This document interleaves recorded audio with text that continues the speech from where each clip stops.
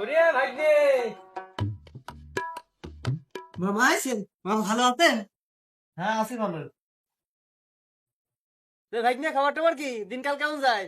ওই মামা কাটতেছে কোন রকম, হাতে টাকা পয়সা নেই তো, ওই কোন রকম ঘোড়ার গাড়ির মতো চলতেছে। তোমার এই মামু থাকতে কোনো চিন্তা করবা না, টাকা পয়সা যখন যা লাগবে শুধু মুখ দিয়ে একবার বলবা। মামা তাহলে 5,000 টাকা দেন।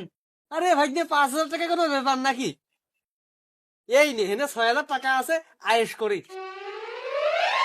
মামা আমার তো একটা মোটর সাইকেল কিনা খুব শখ। ও, মোটর সাইকেল কিনবি? আচ্ছা ঠিক আছে, এবার বোতলটা তুলে কিনে দেবো নে। শালার, মামার কাছে যা চাচ্ছি তাই দিয়ে দিচ্ছে। ঘটনা তো সুবিধের না, মামা তো এত ভালো মানুষ না। ভাগ্নে, এবার মূল কথায় আসি। দলিল পত্র একটু সমস্যা আছে তো, তোমার মান নিয়ে একটু সকাল আমার বাড়ি যা তো, যে একটা টিপসই দিয়ে আসলেই হবে নি। ওরে নানি চল, তোমার মনে মনে চালাকি বগলে ইট। এখন টিপসই নিবা, 2 দিন পরে তোমার বাড়ি বেড়াতে যাবো, তখন পাছায় লাত্তি মেরে খেদা দিবা আর জমি জাতি সব দখল করে নেওয়ার বুদ্ধি, তাই না? আমি বাইসে থাকতে তা হবি না নে, আপনার টাকা আমি মূর্তি। না, শালা ধরা খেয়ে গেলাম নাকি? এইভাবে তো আর হবি না, বুদ্ধির টেকনিকটা সেন্ড করতে হবে।